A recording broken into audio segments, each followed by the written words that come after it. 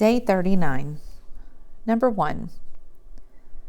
Tim drove 138 7/100 miles on Monday.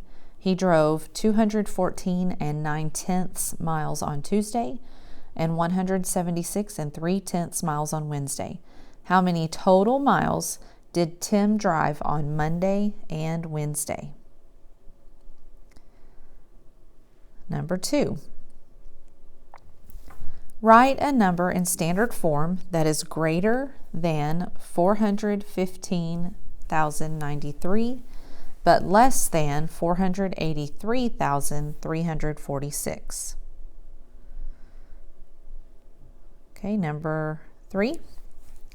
The list below shows the number of drinks sold on each day at the carnival.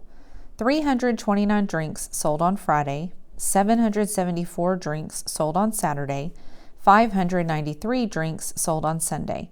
How many drinks were sold during these 3 days? All right, and then number 4. Sharon took $20 to the movie theater last Saturday. She spent $8.50 on a ticket. She paid $4.75 for some popcorn and $3.30 for a drink. How much money did Sharon have left over?